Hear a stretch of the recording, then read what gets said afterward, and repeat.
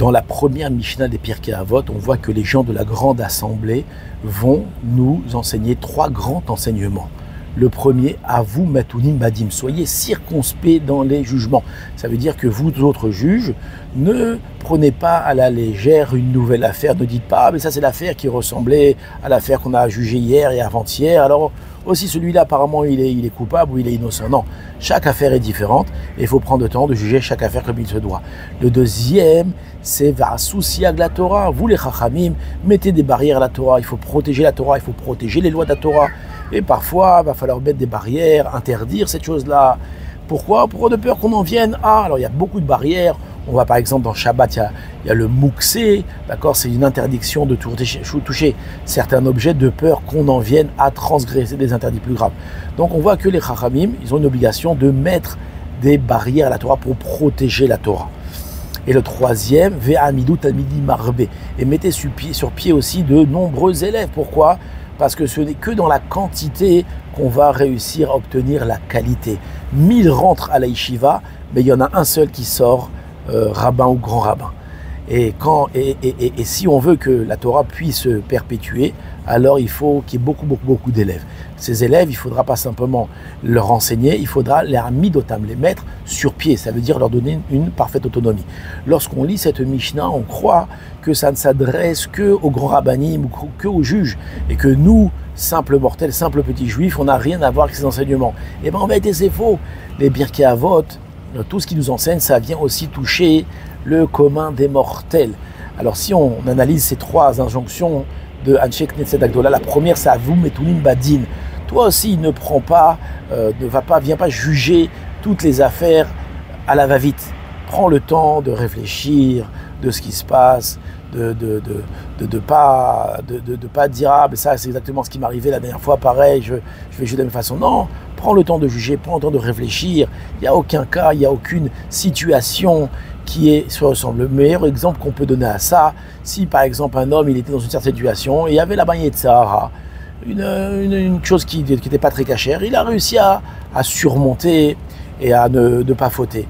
Alors, la prochaine fois, qu'est-ce qu'il va se dire? Ah ben voilà, moi j'ai suffisamment de force pour surmonter mon Yetzirah, alors je peux me permettre de retourner au même endroit ou de refaire la même chose. Qu'est-ce qu'on dit? Non, vous metunim badim, réfléchis, est-ce que les circonstances sont les mêmes circonstances?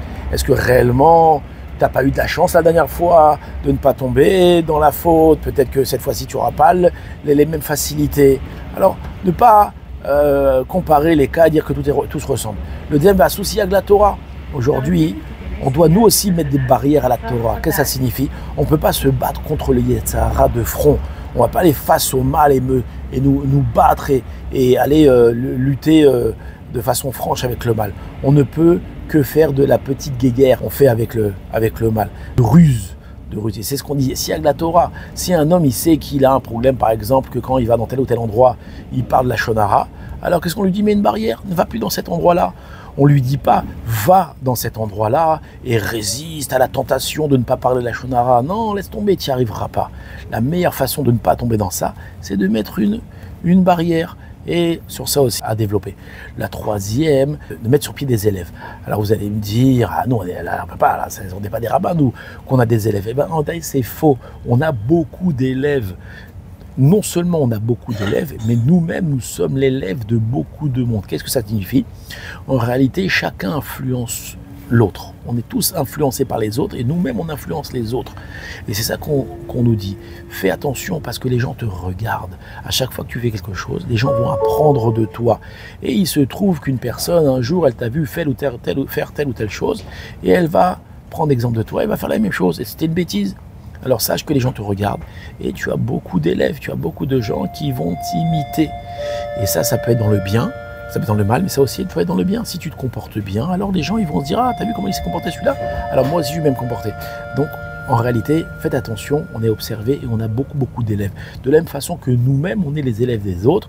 Et vous remarquerez que beaucoup de choses qu'on fait dans la vie, ce n'est pas forcément des choses qu'on a réfléchi avant de les faire, on a pensé, on s'est dit « Ah, il faudrait que je fasse comme ça. » Non, c'est souvent des choses où on a vu les autres faire, on imite beaucoup.